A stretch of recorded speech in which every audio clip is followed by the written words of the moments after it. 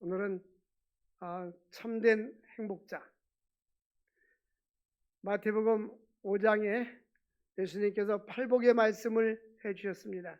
이 8가지 축복의 말씀 중에 오늘은 마음이 청결한 자의 복, 화평케 하는 자의 복, 의를 위해서 핍박을 받는 자의 복에 대해서 말씀드립니다. 이번에 세 번째로 오늘까지 말씀을 전하면 팔복의 말씀을 마치게 되고, 다음 주는 9번째 주는 자의 복, 주 예수께서 친히 말씀하신 바 주는 자가 받는 자보다 복이 있다 하심을 기억해야 할지니라. 주라 그러면 내가 내게 넘치도록 하여 안겨주리라. 다음 주에는 주는 자의 복까지 이어져서 말씀을 전하겠습니다. 예수님께서 산에 오르셔서 제 아들을 모아놓고 이제 8가지 복을 한 단계 한 단계 말씀했어요. 심령이 가난한 자가 복이 있나니부터 시작해서 의를 위해서 핍박을 받는 자가 복이 있다라고 말씀했습니다. 예수님이 말씀하신 8가지 복은 하나도 이 세상에 속한 것이 아닙니다. 다 영적인 것이고 또 마음에 관련된 것입니다. 기독교는 마음의 종교입니다. 심령의 종교인 것입니다. 하나님은 언제나 우리의 마음과 중심을 보시는 것입니다. 그래서 오늘 말씀은 첫 번째로 마음이 청결한 자가 복이 있다. 할렐루야. 주님께서 팔복의 말씀 첫 번째가 심령이 가난한 자가 복이 있다. 할렐루야. 어떤 사람은 심령이 가난한 자는 무엇이고 마음이 가난한 자는 무엇입니까? 라고 물으시는데, 심령이 가난한 자는 이미 2주 전에 가르쳐줬어요. 주보에 보면 됩니다. 오늘은 마음이 가난한 자를 말씀하겠어요. 이 마음이란 말은 신약성경 원어에 보면 그리스 말 헬라어로 기록되어 있어요. 카르디아라고 하는 말이 기록되는데요. 이 마음은 칼디아, 심령은 푸뉴마, 헬라어는 각각 다르게 기록되어 있어요. 근데 본질적으로는 동일한 것입니다. 마음과 심령이 동일한 것인데, 여기는 마음의 청결은 외모적인 청결이나 깨끗함이 아니라 내적인 것을 강조하기 위해서 마음이라는 용어를 썼습니다. 인간의 외모도 중요합니다. 그 사람의 외모를 보면 대략 그 사람이 어떤 모습인지 알 수가 있어요. 특히 제복을 입으면 군인인지 경찰관인지 알 수가 있잖아요. 그래서 사람은 또한 이렇게 외모가 단정한 사람들하고 대충 사는 사람하고 다릅니다. 그래서 사람은 뭐를 보거니와 외모를 보거니와. 외모 봅니까 안 봅니까? 보지요. 아이고 저 사람은 머리도 안 감고 세수도 안 하서 눈곱 졌잖아 이잖아요. 그런데 깔끔하게 뭔가 멋져 보면 다시 한번 고개가 더 가는 거예요. 사람은 뭐를 보거니와 외모를 보거니와. 우리 하나님은 뭐를 보시느니라? 중심을 보셔. 우리 마음을 본다는 말씀입니다. 그래서 잠언 4장 23절에 보니까 무릇 지킬 만한 것보다 더욱 네 마음을 지켜라. 생명의 근원이 이에서 남이니라. 이 마음 관리가 안 돼서 분노를 내고 화를 내고, 어떤 사람들은 그냥 극단적인 선택을 해서 이 세상을 떠나버리고, 이 마음 관리가 안 되는 사람들이 너무나 많아요. 그래서 이 기독교는 우리의 마음, 우리의 심령, 이것에 대해서 말씀하고 있고, 기독교는 우리의 죄를 말할 때 우리 심령의 죄를 이야기하는 거예요. 이 마음의 죄를 씻어버려야 되거든요. 그래서 누구든지 그리스도 예수 안에 있으면 새로운 피조물이라, 이전 것은 지나갔을 때 보라 새 것이 되었도다. 그러니까 심령으로 새로움을 받아라. 새롭게 받아라. 에베소서는 옛사람을 벗어버리고 마음으로 심령으로 새롭게 되어라. 우리가 외적으로도 이 좋은 옷을 입고 아름다운 옷을 입는 것도 중요하지만 우리는 마음의 단장을 해야 하는 것입니다. 마음을 잘 지킬 수 있기를 바랍니다. 네? 그래서 깜깜한 밤에 어둠이 물려가려면 빛이 와야 되듯이, 우리 마음속에 근심 걱정이 있을 때는 나 근심 걱정하지 말아야지, 그래서 올라가는 게 아니에요. 기쁨으로 가득 차면 어둠이 물러가게 되었어요. 근심 걱정하지 말고 늘 찬양하고 감사하고 아멘도 잘하고 그럴 수 있기를 바랍니다. 할렐루야. 이 우리의 마음은요, 하나님과 교통하는 통로입니다. 우리 마음이. 그래서 우리 마음이 청결해야 되는 거예요. 마음이 청결한 자는 하나님의 아들이라 일컬음을 받게 될 것이니라. 그러면 청결한 마음이라는 것이 무엇이냐? 네? 이 세탁소로 이렇게 가서 씻는 거냐, 하이타이로 씻는 거냐. 우리 성경에서 말하는 청결은 그 청결이 아니고 우리 마음에 다른 거로 오염되지 않는 겁니다. 오직 우리 마음이 하나님께로 온전히 향하는 것이 바로 청결한 마음인 거예요. 10계명 중에 제1계명이 나 외에 다른 신을 내게 두지 말아라, 다른 신을 섬기지 말아라 그랬잖아요. 근데 하나님만을 향하고 내 마음이 온전히 하나님께로 향해 있고 집중하는 마음이 청결한 마음이에요. 거기에 세상 근심, 걱정, 이런 걱정 저런 것 이게 청결한 마음이 아니란 말이에요. 네? 그래서 우리의 마음의 대상이 하나님께 한 분만으로 내 마음을 온전히 드리는 것입니다. 나누지 않고. 그래서 갈렙이 온전히 여호와를 쫓았더라. 온전히 하나님 앞에 청결한 마음을 가진 사람요, 주일이 되면 마음이 어디로 향해요? 하나님께로 향하고 하나님께 예배드리고 주일 전에 나오는 게 그 마음이 하나님께로 향하게 되는 거예요. 오늘 주일이고 날씨도 맑은데 설악산이나 갈까나? 이거는 청결한 마음이 아니에요. 마음이 딴 데 나눠진 거예요. 그래서 우리는 거룩한 주일은 온전히 하나님 앞에 다른 생각이 침범하지 못하고 하나님께 집중돼야 되는 거예요. 할렐루야. 그래서 우리의 생각과 마음을, 온 마음을 다하여서 너는 마음을 다하고 뜻을 다하고 성품을 다하여 주 여호와 하나님을 사랑하라.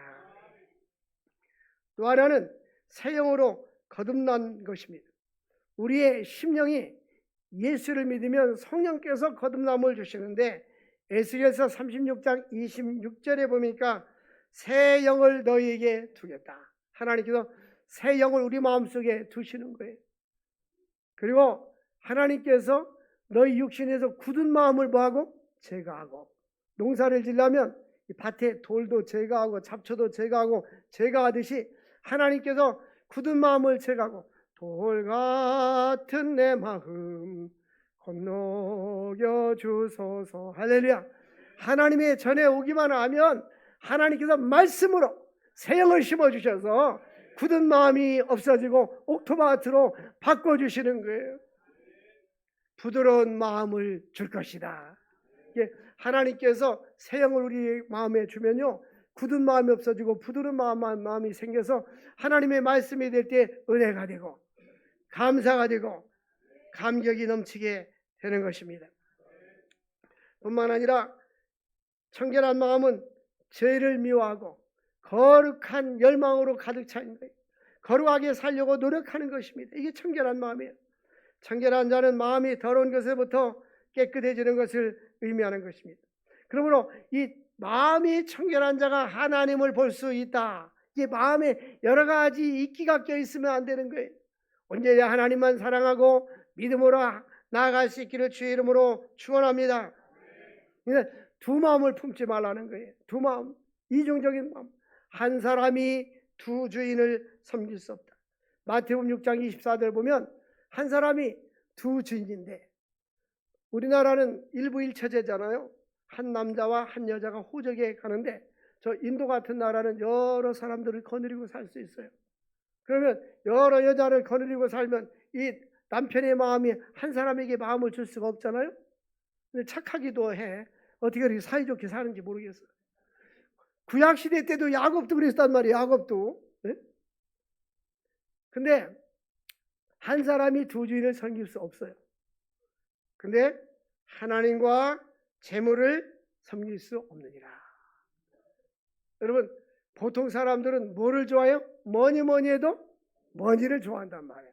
근데 하나님을 더 사랑하고 하나님이 최고야 되는 거예요. 근데 마음이 이쪽으로 다 빼앗겨 버리면 하나님과 머니를 겸하여 섬길 수가 없다는 거예요. 이 맘모스, 하나님이라는 여호와 하나님의 신과 맘모스, 물질의 신을 겸하여 섬길 수가 없다는 거예요. 그래서 우리의 마음을 하나님께로 온전히 집중할 수 있기를 주의 이름으로 축복합니다. 그래서 나누어지는 마음은 오염됩니다. 그래서 예수로 만족하고 하나님께로 만족 안 하는 거예요. 그럼 어떻게 마음이 청결할 수 있을까? 네? 세탁기로 돌려야 되는가? 하이타이로 씻어야 되는가? 샴푸로 씻어야 되는가? 마음을 씻을 수 없잖아요. 보이지 않으니까. 그런데 하나님의 말씀과 기도로 거룩해지느니라. 디모데전서 4장 5절 보니까 같이 기도 시작. 하나님의 말씀과 기도로 거룩하여집니다. 그러니까 성경을 많이 읽고 말씀을 묵상하고요, 큐티하고 이러면 우리가 마음이 거룩해지고 거기다가 기도로 충만해지면 거룩해지는 거예요. 기도 많이 하고 말씀 충만하면 거룩해진단 말이에요. 청결해져. 왜? 생각이 하나님께로 향해지는 거예요. 지금 이 청결의 의미가 뭐냐면, 다시 말씀한다면 세속적인 거나 다른 것에 오염되지 아니하고 마음이 하나님께로 온전히 향하는 것이 바로 청결인 것입니다. 하나님 앞에 마음에 청결을 달라고 기도할 수 있기를 바랍니다. 주와 같이 길 가는 것 즐거운 일 아닌가. 할렐루야. 주님과 함께 길 가고 온전히 주님께로 향하는 거 기쁘고 즐거워요, 안 즐거워요? 기쁘고 기쁘도다. 항상 기쁘도다. 할렐루야. 이게 정상인 거예요. 근데 가끔 기쁘고 기쁘도다. 가끔 기쁘도다. 이런 사람이 있고요. 기쁘고 기쁘도다. 어쩌다 기쁘도다. 그러니까 보통 안 기뻐. 근데 우리가 말씀과 기도로 충만해지면 그 자체로 행복한 거예요. 우리 1970년대에 보면 우리 청년 때 그 찬양만, 초가삼간도 나는 만족하네 값진 재물도 내게 없지만. 그런데 지금 초가삼간도 없고요, 초가삼간으로 만족하지 않아요 지금은요. 네? 세상도 아파트 내지는 디파트 살아야 되는 거예요. 사고가 많이 바뀌어졌어요.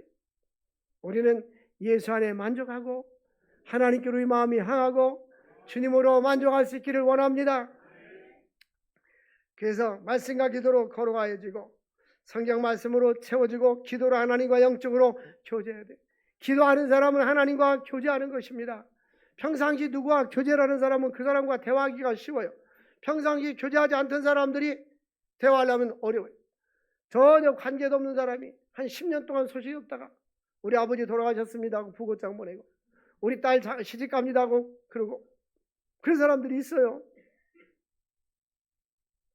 그런 거 받을 때는 제가 갈등을 이렇게 가야 될까 말아야 될까, 온라인 보내줄까 말까. 근데 평상시 저한테 왕래하는 사람은 시간 있으면 무조건 가고 못 나면 온라인으로 보내줘요. 아멘 해야 받지요. 아멘 하니까 안 받는 거 못 받는 거예요. 근데 우리가 영적인 교제가 중요한 거예요. 하나님과 교제하고 영적으로 교제하는데, 이 교제는 뭐를 통해서 하느냐? 반드시 그리스도의 보혈을 통해서 가야 되는 겁니다. 피 흘림이 없이는, 히브리서 9장 22절, 피 흘림이 없이는 사함이 없다. 예수 그리스도의 보혈의 피로 말미암아 제사함을 받게 되는 것이에요. 십자가의 보혈의 피만이 우리의 죄를 사해 주시고 우리를 용서해 주시고 하나님께 가까이 나아갈 수가 있는 것입니다. 그 피가 마음속에 큰 증거가 되느니라. 보혈의 피로 씻음 받을 수 있기를 원합니다. 그런데 하나님께서 왜 청결한 자가 복이 있느냐? 복이다. 저희가 하나님을 뭘 것이요? 볼 것이다. 하나님이 보여요, 안 보여요? 여러분들은 다 청결하지 않은 거예요 지금요. 하나님을 못 보니까. 난 하나님이 보여요. 우리 목사님 뻥치는구나. 성경 보니까 마음이 청결하는 하나님을 볼 것이요 그랬잖아요. 자, 하나님 본 사람 아멘 해봐요. 어떻게 봤어요? 어떻게 봤어요? 이제는 제가 어떻게 봤는지를 가르쳐주면 아멘 할 수 있어요. 그러니까 모르고 아멘한 사람이 많아. 그냥 무조건 아멘 했어요. 무조건. 근데 여기서 하나님 본다는 의미가 뭔가? 하나님을 체험한다는 뜻. 체험. 하나님이 전능하신 걸 내가 느끼고 체험한다는 소리예요. 그래서 마음이 청결한 자가 복이 있는데, 하나님을 체험한 자, 구약성경 욥기 1장에 보면요, 욥은 동양에서 가장 부자였어요. 그 당시에는 농사짓고 가축을 키울 때 소와 양과 낙타와 이런 짐승들이 동양에서 최고 많았었습니다. 근데 어느 날 잔치로다가 자녀들이 지붕이 무너져가지고 10명이 다 죽었어요. 딸 3명이 아들 7 죽었어요. 그리고 그 가축들을 이웃 나라 사람들이 칼 갖고 와서 다 뺏어가 버렸어요. 그러니까 그 아내가 당신 그리도 하나님 살아계신다고 믿느냐? 차라리 하나님 저주하고 죽어라. 그러니까 욥이 고백은 뭐예요? 주신 자도 여호와시요 취하신 자도 여호와시다. 믿습니까? 하나님을 욥은 온전히 믿는 거예요. 그런데 욥기 42장에 보면 이런 말씀이 있어요. 모년에 여호와 하나님께서 욥에게 갑절의 축복을 뭐 했더라? 주셨더라. 그런데 욥기 42장 앞에 보면 하나님은 무소불능하시고 모든 일을 능치 못함이 없으시고 무슨 경행인지 다 이루실 줄 압니다. 그게 중요한 것이죠. 그 다음에 뭐냐? 지금까지 내가 하나님을 귀로 만들었더니 이제는 눈으로 보게 되었습니다. 이 마음이 청결한 자가 하나님을 본다고 했는데 이제 이 본다는 것이 뭐냐? 아, 하나님은 전능하신 분이구나. 내가 과거에 많은 재산을 잃어버리고 자녀가 죽었지만은 하나님이 재산을 갑절로 주시고 또 10명의 자녀를 주셨어요. 할렐루야.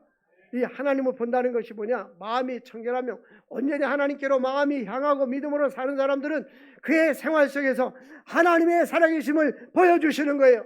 직장에서 보여주시고 내 인생의 길에서 보여주시고 나의 직업에서 삶에서 보여주시고 내 인생에서 보여주시고 하나님의 증거를 보여주시는 거예요. 하나님은 때로는 그분이 살아계심을 어떻게 보여줘요? 병든 자를 치료해 주시고 약한 자를 강하게 하시고 문제를 해결해 주시고 홍해를 가르게 해주시고 요단강을 건너게 하시고 여리고성을 무너뜨리는 거예요. 마음이 청결한 자 온전히 하나님을 따르고 믿음으로 사는 사람들은 이와 같이 하나님을 보는 겁니다. 하나님의 본다는 게 하나님의 살아계신 증거를 보는 거예요. 네? 믿음이 없으니까 하나님 증거를 못 보는 거예요. 예수를 믿긴 믿는데 시원찮게 믿으니까 하나님의 전능하심과 살아계심을 체험하지 못하잖아요. 네? 살아계신 하나님을 믿는 거예요. 마음이 청결한 자가 하나님을 보는 것은 아, 하나님이 살아계시구나. 이렇게 전능하신 하나님 문제를 해결해 주시고 보리떡 5개와 물고기로 오병이의 기적을 베풀어 주시고 물이 변하여 포도주가 되게 하시고 죽은 나사로를 살려주시고 물을 걸어하신 하나님, 그 전능하신 역사가 왜 우리에게 안 나타납니까? 왜 하나님의 전능하심이 나타나지 않습니까? 여러분들, 하나님은 온전히 따르지 않고 마음이 청결하지 않기 때문에 그런 거예요.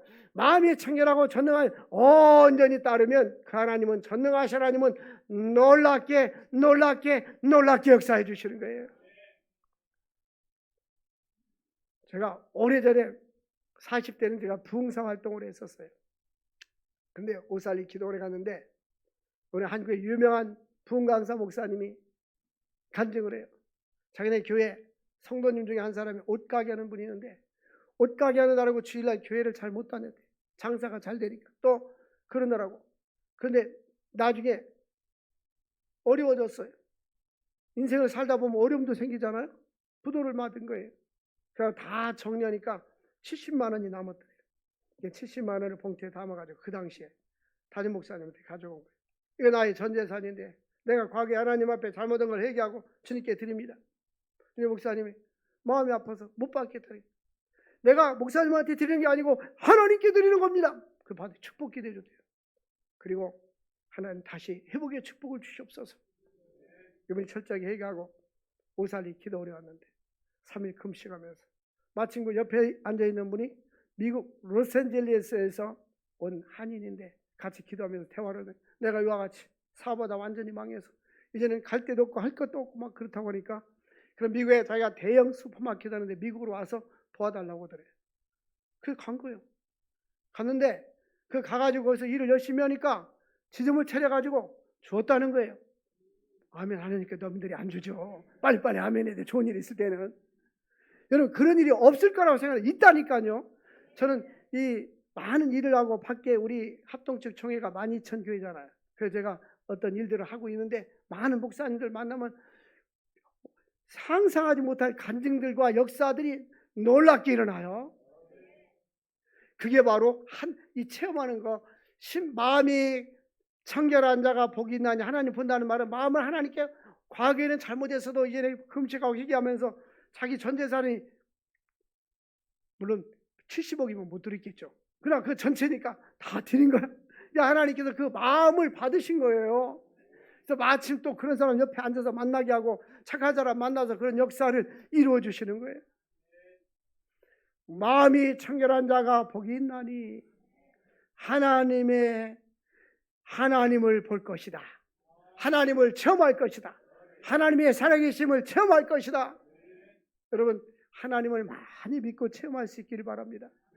예수 믿는 것은 받은 증거 많도다. 할렐루야. 우리 지난번에 그 부흥회 했었잖아요. 네? 우리 옆 사람하고 인사합시다. 부흥회 때 어디 다녀오셨습니까? 시작. 부흥회 때 어디 다녀왔어요? 좀 오세요. 목사님도 훌륭한 목사님 이렇게 모시고 오면 제가 간증을 하고 한 분에게도 말하지 않아요. 어떤 설교하는지 목사님 어떤 설교할까요? 성령 인도하심 따라. 저는 어떤 설교를 하죠. 근데 이번에 오신 분들은 다들 간증이 있더라고요. 간증. 네? 한 목사님은 6살 때, 어렸을 때, 저 충청도 서산에서 살았는데 아버지가 그날 잠에서 깨더니 서울로 싣고 와가지고 어떤 집에서 하루 자고 그 다음날 갔는데 절에 가가지고 보니까 앞에는 부처가 있고 잘 때 잠잘 때 가서 부처 앞에서 그거 살았대요. 어렸을 때. 네? 좀 사람이 바래. 그때는 이렇게 하면 안 됐다고 그래야지. 어떻게 멍하니 앉았어요. 거기서 절간에서 몇 년 살았대. 근데 나중에 중고등학교 갈 때 미션 스쿨을 가게 됐는데 처음에 예수라는 말 들어보지도 않았는데 시온의 영광이 빛나는 이 찬양을 부르더라는 거예요. 미션 스쿨을 다니고 나서 나중에 예수 믿고서 이제 학교 다니면서 예수를 믿었잖아요. 신학교 가서 목사님이 돼서 부흥사가 됐어요. 할렐루야. 이게 바로 하나님을 볼 것이며. 첫째 날 온 분은 시장에서 그 엄마가 장사하는데 너무너무 가난하니까 자기 동생 둘을 옆에다 놓고 있었는데 그 동생이 쌍둥이였었대요. 동생을 놓고 있는데 홀타동 목지에서 와가지고 이렇게 고생하지 말고 저 유럽이나 미국으로 양아들로 보내면 잘 먹고 잘 산다니까 엄마가 줘버렸어. 그 아버지가 술 먹고 가가지고 막 때려부시고 그래가지고 어차피 그쪽으로 계약 써서 한 사람 어쩔 수 없이 보내고 한 사람은 남았어요. 근데 그 보낸 사람 만났냐니까 그 네덜란드에 부잣집 가서 자녀가 없는데 큰 사업가인데 그 재산을 다 물려받았대. 예? 할렐루야. 아멘 해야 될지 안 해야 될지 몰라. 왜냐면 저쪽으로 가야 되니까. 남아있는 사람이 동생인데 그 동생이 앞에 다 생략하고 개척교회 하는데 돕는데 그 몇 명 안 되는데 장로 임직을 시킬 때 3년 만에 내가 교회를 세우겠습니다. 그래서 그랬는데 결국은 그 30억을 들여가지고 지어진 건물을 그 교회는 신도시라고 사서 교회다 바쳤다는 거 아니에요? 그때는 크게 아멘 해야죠. 근데 이 동생이 어디 공장에서 일을 했는데 그 공장이 불을 나가지고 주인이 사업을 그만뒀는데 교회 가서 기도하니까 네가 해라 이런 생각이 들더라는 거예요. 그래서 공장에 가서 사업해가지고 지금은 이제 중소기업에서 대기업으로 이제 진출한다고 그러더라고요. 그러니까 이게 바로 심령이 가난한 자가 복이 있나니 저가 하나님을 볼 것이다. 이 말 하나님을 체험할 것이다. 하나님을 만날 것이다. 그 장로님이요. 한 달에 한 2억 정도 헌금을 한대. 그럼 축복이잖아요. 11조로 한 2천만 원씩 하면 괜찮지 않아요? 할렐루야. 그런데 아직도 교만한 사람은 그까지가 2천만 원 이렇게 하는 사람 두 사람 있어. 내가 알아. 그래가지고 노예에서 이분이 그러더라고요. 성지순례 가는데 자기 교회에서 1억을 후원했대. 그래서 어떻게 그 교회에서 그렇게 했냐 그랬더니 자기 동생 장로가 1억을 냈대요. 그 정도 돼야지. 할렐루야. 제가 말씀하는 것은 심령이 가난한 자가 마음이 청결한 자가 복이 있나니 하나님을 볼 것이요. 이 말을 다시 제가 쉽게 이해하면 마음이 하나님께로 온전히 향하는 사람은 복이 있나니 제가 하나님의 은혜와 능력을 체험할 것이요. 할렐루야. 그런 은혜와 축복이 있기를 바랍니다. 그래서 하나님과 동행하면서 잠언 13장 20절 보면 성도가 누리는 축복은 하나님과 교제하는데 지혜로운 자와 동행하면 뭘 얻고? 지혜를 얻고 미련한 자와 사귀면 어떻게 돼요? 해를 받느니라. 그러면 믿음 좋은 사람들을 만나서 사귀면 믿음이 좋아지고, 지혜로운 사람을 만나면 지혜로워지고, 할렐루야. 하나님은 지혜로우신 분이시고 전능하신 분 아닙니까? 영적으로 계속 교대하면 하나님 우리에게 지혜를 주신단 말이에요. 그래서 예수님과 가까워지면 예수님 성품을 닮아요. 그 다음에 화평케 하는 자가 복이 있나니, 화평케 하는 자에게 복이 있다. 그들이 하나님의 아들이라 일컬음을 받게 될 것이니라. 이 화평케 하는 자란 말은 에이레노포이오스라는 헬라어가 있는데요. 이 에이레네라는 말, 평강, 이게 에이레네죠. 거기다가 만들다 라는 말이 포이에오라는 말이 합성화가 됐어요. 그러니까 화평을 만드는 자. 누가 싸워 그러면 화목하게 만들고, 사이좋게 만들고, 또 하나님과 원수되었던 자가 예수 믿지 않으면 하나님과 원수된 자를 전도해가지고 하나님과 화평케 하는 자가 복이 있다 이 말이에요. 여러분 어디를 가든지 피스메이커, 화평케 하는 자가 될 수 있기를 주의 이름으로 축복합니다. 이 화평케 하는 자는 구경꾼이 아니라 적극적으로 화평케 하는 자들이. 예? 우리 제자 중에 하나, 저 강원도 사는 제자가 전화 왔어요. A와 B가 서로 갈등이 있는데 어떻게 하면 좋냐고. 이게 A를 만나서 밥 사주고 B를 만나서 밥 사주고 달래줘야 돼요. 그래서 서로 용서하고 양보하면 되는 거예요. 우리는 누구와 화평하느냐? 하나님과 화평. 하나님과 화평. 이웃과 화평.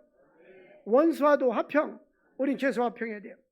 먼저 욥기 22장 21절 보니까 예수 믿지 않는 사람들은 아무리 선하고 착해도 하나님과 원수된 상태. 왜? 죄를 진 상태니까. 그래서 너는 하나님과 뭐하고? 화목하고. 그럼 뭐하라? 평안하라. 하나님과 화목하지 않으면 평안이 있을 수가 없는 거예요. 그러니까 먼저 하나님과 화목해야 돼요. 그러면 복이 내게 뭐하리라? 이 말이라. 복 달라고 아무리 기도해도 소용없어요. 하나님과 먼저 관계가 화평하고 이웃과의 관계가 화평할 때에 하나님의 복이 이 말이라. 하나님과 화평하기 위해서는 예수 그리스도의 보혈의 피로 제사함을 받아야 됩니다. 우리 속에 죄 씻음을 받아야 하는 것입니다. 에베소서 2장 14절 보니까 그분은 우리의 뭐라? 화평이다. 화평. 중간에 죄로 담이 있었는데 담을 헐어버리고 화목케 하시고, 지성소에 들어갈 수 없었던 담을 헐어버리시고 화목하게 하십니다. 우리는 예수 그리스도로 말미암아 하나님 앞에 나아갈 수가 있는 것입니다. 우리는 하나님 앞에 나아갈 수 있는 화평이 되는 것입니다. 하나님과 화평할 수 있기를 주의 이름으로 축복합니다. 그리고 예수님은 하나님과 우리 사이에 중보자가 되어주시는 것입니다. 이 세상 어떤 것도 우리의 마음을 화평하게 할 수 없어요. 참된 평안을 얻으려면 우리는 예수님께로 나와야 합니다. 예수님 중심으로 살아야 합니다. 요한복음 14장 27절 보면 내가 너에게 평안을 주노라. 내가 주는 평안은 세상이 주는 것과 같지 아니하니라. 여러분 하나님이 주시면 평안하잖아요. 평화로다 하늘 위에서 내려오네. 할렐루야. 왜 우리가 평안하지 않냐면 이끼가 껴서 그래요. 완전히 하나님과 내 마음이 이렇게 이제 그 교통하고 있고 온전히 주님을 따르면 주님께서 나에게 세상에서 얻지 못하는 놀라운 평화를 주시는 것입니다. 그러므로 이웃과도 화목하고, 여러분 마음속에 누군가 미워하는 사람이 있으면 미워하지 마시고, 또 누구에게 미움을 받고 있으면 쫓아가서 좀 나 좀 사랑해줘 이렇게 말도 하시고. 할렐루야. 사람은 다 느껴요. 개도 짐승도요, 자기 좋아하는지 안 좋아하는지 다 알아요. 우리 친구가 그러더라고요. 개도 가정에 순번이 있대. 제일 자기를 좋아하는 사람이 1번이고 2번, 3번 4명이 산다면 발로 차고 있는 사람이 4번이래. 4번.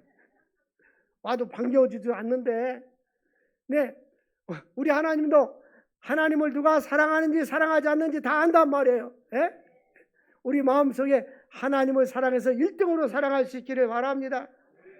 로마서 12장 17절 18절 보면 아무에게도 악으로 악을 갚지 말고 모든 사람 앞에서 선한 일을 도모하라. 악으로 악을 갚지 말아라. 선한 일을 도모하라. 할 수 있거든. 너희는 모든 사람과 더불어 화목하라. 여러분, 나와 멀어지는 사람들과 가까워질 수 있는 것도 능력이에요. 화목할 수 있기를 바랍니다. 할렐루야. 그래서 진정한 평화는 바른 관계에서 오는 것입니다. 가족에서도 마찬가지예요. 부부간의 관계도 사랑만 받으려고 하지 말고 사랑을 주시기 바랍니다. 그리고 용납하고, 아멘 소리가 잘 안 들려요. 용납하고 받아주고, 그래서 늘 이렇게 수용할 수 있기를 바랍니다. 왜 싸우면서 살아요? 안 싸우고 살아도 인생이 짧은데, 예? 우리 앞뒤적으로 화평하면서 삽시다. 시작. 할렐루야. 일부 예배 때도 말씀을 드렸는데 이번 주 저에게는 충격적인 일이 있어서 갑자기 어떤 문자가 왔는데 우리 친구 목사님인데 사모님이 돌아가셨다. 그래서 교통사고 났나? 심장마비가 왔나? 아프다 소리를 못 들었어요. 그래서 찾아가 봤더니 62세인데 3월 달에 1년에 한 번씩 건강종합검진 대학병원에 가서 온몸을 다 스캔했는데 아무 이상 없어요. 근데 4월 달에 얼굴이 누러져 가지고 다시 병원에 가봤더니 급성으로 췌장암이 온 거예요. 급성으로 아무 이상 없는데 한 달 사이에 3기가 되버려요. 그래가지고 갔어요. 그 친구가 나보고 이제는 우리가 이렇게 살아있지만 살아있다고 장담할 수 없는 거야. 살아있는 거 감사하고. 그러면서 하는 얘기가, 나 우리 사모님하고 같이 갔었는데 다음 차례는 목사님 차례. 그랬을 때 아니야, 그 다음이 나야. 난 할 일이 많어.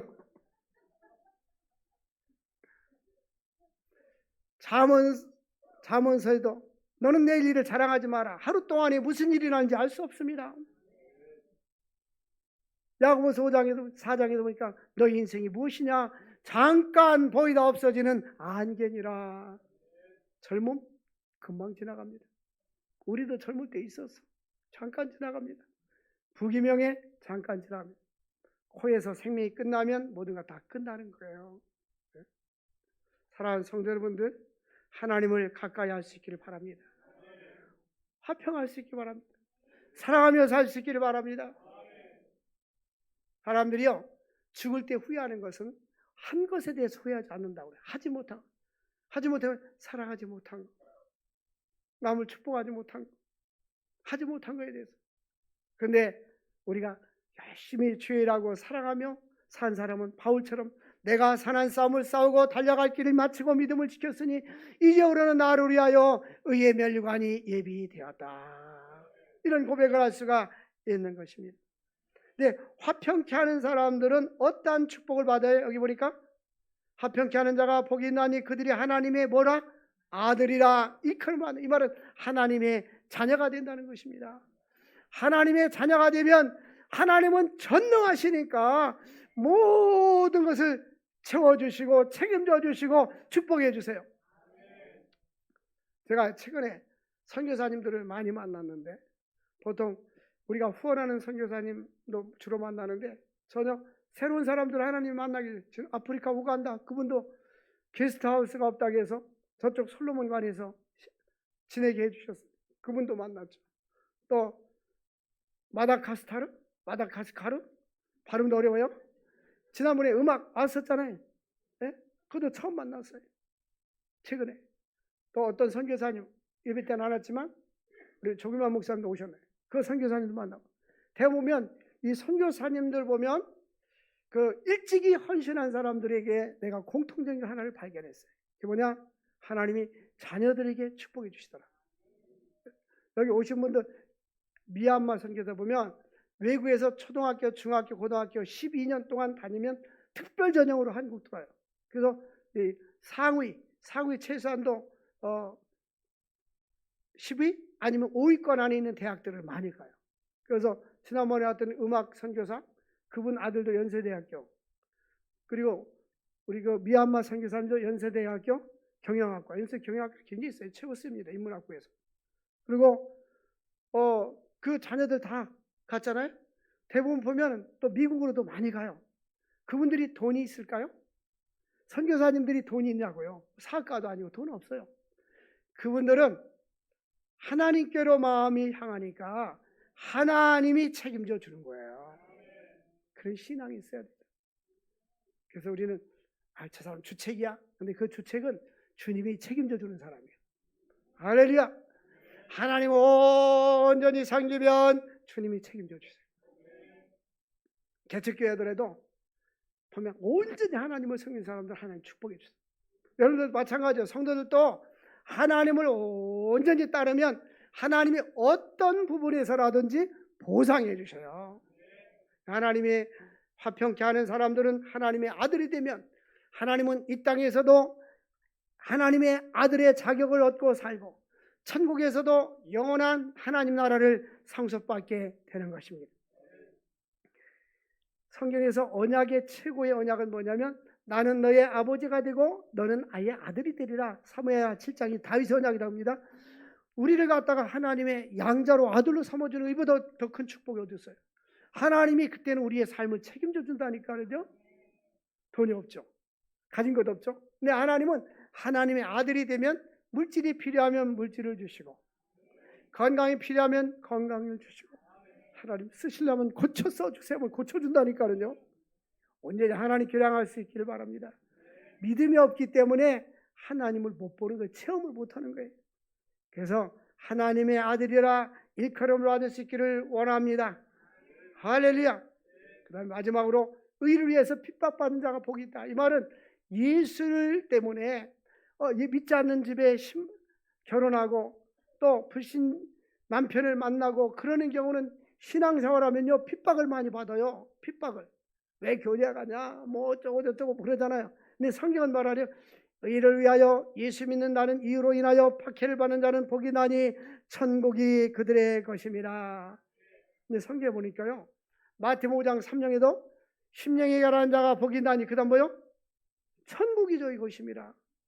참 감사해요. 왜냐하면 2주 전에 설교했는데 잊어버렸으니까 감사해요. 왜냐하면 다음에 또 해도 되잖아요. 잊어버렸으니까. 마태복음 5장 3절에 심령이 가라는 자가 복이 나니 그 다음 뭐요? 천국이죠 이것입니다. 또 마태복음 5장 10절에 의를 위하여 핍박을 받는 자가 복이 나니 그 다음 뭐요? 천국이 그들의 것입니다. 그러니까 심령이 가난하고 핍박을 받고 이 마음에서 시작해서 마음으로 끝나고 심령에서 시작해서 심령으로 끝나는 거예요. 이 마태복음 이 팔복의 말씀은. 그런데 하나님께서 예수로 해서 핍박받고 주님에서 박해받는 자들은 저 영원한 천국이 그들의 것인 것입니다. 할렐루야. 그러므로 너를 욕하고 박해하고 거기서 악한 말할 때 너에게는 복이 있나니 기뻐하고 즐거워. 다른 사람이 나를 핍박할 때 할렐루야 아멘 할렐루야 아멘 하는 거예요. 왜냐하면 너의 상이 큽니다. 하늘에서 너의 상이 큽니다. 예수의 소리가 박해를 받으면 하늘에서 상급이 크다는 거예요. 네? 하늘의 상급이 크다. 너희 전에 있던 선지자들 때 이와 같이 박해를 받았느니라. 그래서 요한계시록 2장 10절 네가 죽도록 충성하라. 그러면 내가 생명의 멸관을 내게 주리라. 이렇게 주님께서 말하는 8가지 축복은 물질에 관한 것이 아니고 세상적인 것이 아니라 모두가 다 영적인 것이고 우리의 마음에 가는 것입니다. 이런 심령의 축복을 누릴 수 있기를 주의 이름으로 축원합니다. 하나님 아버지 감사합니다. 오늘 귀한 말씀을 주신 주님, 오늘 심령이 가난한 자부터 시작해가지고 의리에서 박해를 받는 자의 말씀을 팔복의 말씀을 증거했습니다. 이 8가지 축복을 누리며 사는 자들 되게 하여 주시옵소서. 예수님의 이름으로 기도합나이다. 아멘.